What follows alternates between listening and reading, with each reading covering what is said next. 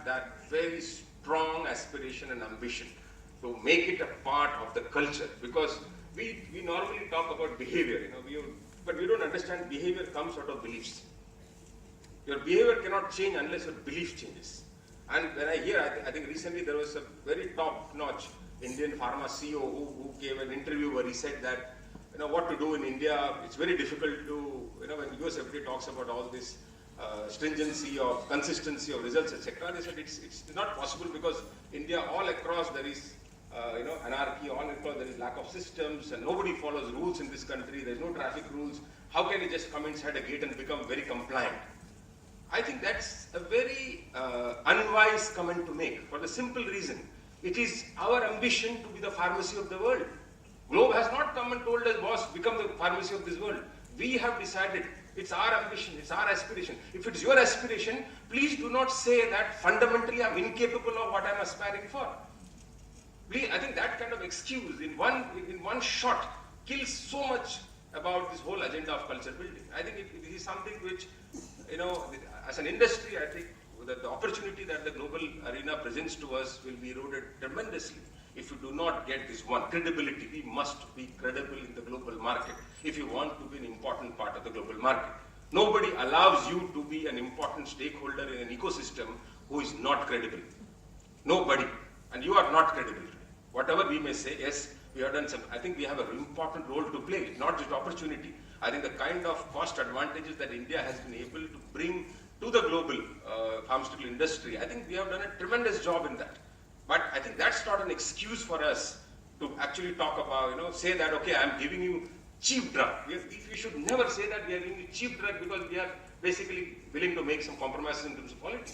We should be giving, cost advantage should be seen as an innovation where we are giving them a least cost for the same quality. So quality in pharmaceutical should be moral.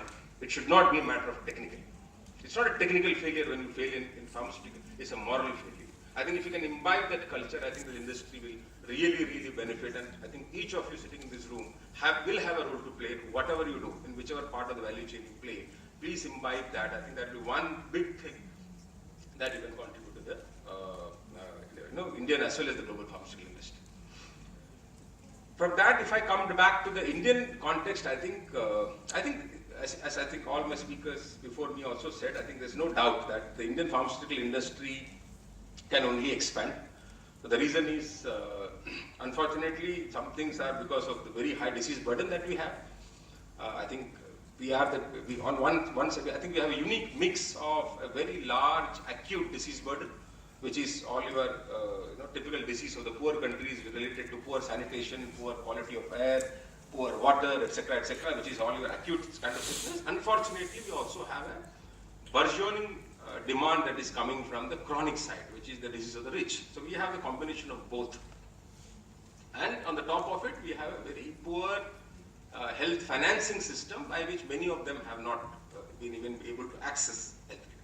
So my personal belief is that healthcare, I'm an optimistic person. I do believe that Indian economy will reach 7 or 8% very soon and possibly maintain an average of 8 to 9% in the next 10 years if everything goes right. And I believe all this current chaos that we are seeing should settle down in maybe a matter of year and a half. My personal belief is that you cannot become a developed economy without social infrastructure becoming a robust part of that growth. Physical infrastructure is easy to understand, it's tangible. But the real, if you measure what is the real sustainable strength of any developed economy, it's always the social infrastructure, which is health and education, have to be robust. So my simple thumb rule has been that whatever the real economic growth, 1.5 times that is what will be your social infrastructure growth, because that is required for you to build what you, because when you talk about roti, kapda and makan for 70 years, sehat or shiksha was not a priority. But when the roti, kapda, makan or subsistence economy priorities and imperatives start getting kind of, won over and move ahead, naturally you start seeing the vulgarity of what you have not done in the social infrastructure space. So 1.5 times is my thumb rule. I personally feel very comfortable with that number, which means that if we grow at 7 to 8% real-time economy, Anywhere between 12 to 15% is a possibility that one can easily take for the next decade. Which means essentially that every 5 to 6 years, you double up the industry. Correct? If you look at the global today, the total workforce, I think Asia is around 70% of the global pharmaceutical workforce, of which India is close to 50% of that. So I think you can imagine around 18 million, 1.8 million is what I think the number of people Indian pharmaceutical industry employs. I would see that pretty much doubling. So, and that will happen in all the areas that we see today, whether it is production, manufacturing, R&D, which is a big chunk of current this thing, plus the sales and marketing, distribution. But the 2-3 areas. So I think when the industry grows, be assured that all those elements which have been existing will also grow. So that's definitely a given thing. But some differential growth you will see in certain areas. For example, I think correctly somebody mentioned that supply chain. I think I do believe that there will be a differential consumption of professional resources into the supply chain. See, when you say supply chain pharmaceutical industry, it's largely restricted to the pharma industry. Even a CFA is an outsourced entity today. Distributors are highly fragmented and small in this country. As you correctly mentioned, it's a highly fragmented. We have 60,000 stockists. We have 8 lakh chemists for an industry which is, like, it's a $15 billion industry, but just to give a comparison, China is 3 times our size in terms of industry and 1/3 of us in channel partners. So just to give a sense of how fragmented we are in terms of this. What I do believe is that in the coming years, you will see increasing consolidation of the distribution and retail industry. You will have more organized players seeing in that area. And to that extent, an arena which was in the past possibly not an option for most of you to take employment off, I think will open up. And of course, it has some resistances because of the way the market structure is, the way the trade bodies are organized. But I think the change has already started, and I would imagine in the next 5 years you will find distribution, retail also as a big opportunity area for employment. Other area where again you will see differential growth possibly, because what we are seeing today in India is a shift from individual payers to institutional payers. Increasingly government insurance is coming in, private insurance is increasing at a very healthy rate. So maybe in the next, our opinion is that currently around 23% of India is insured. We believe by 2020 at least 55 to 60% will be insured. Now what does an institutional payer mean for the way the systems run is that a lot of evidence-based treatment will start.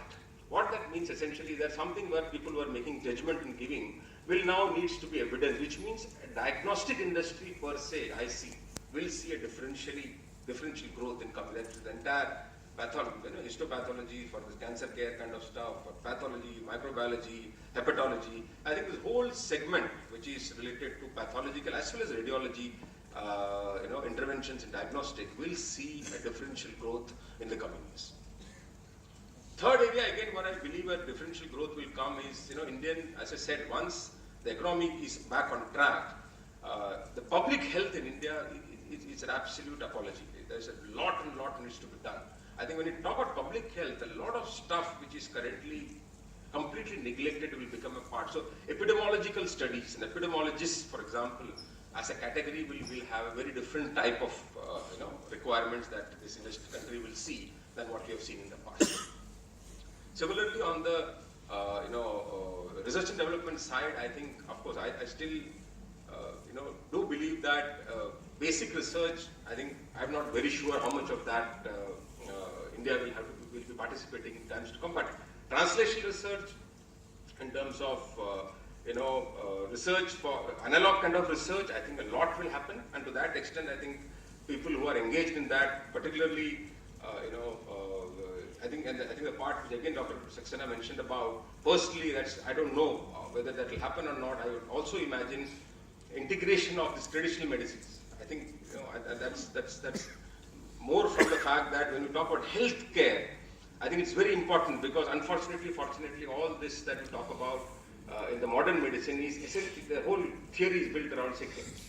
Correct? So unless we integrate, and also there is everything that you take is a chemical, and every treatment that you take essentially brings some level of side effect. Everything that you cure today becomes a seed for something for the future as a sickness. So I think that's the drawback. It's, I think the modern pharmaceutical products are meant for crisis, meant for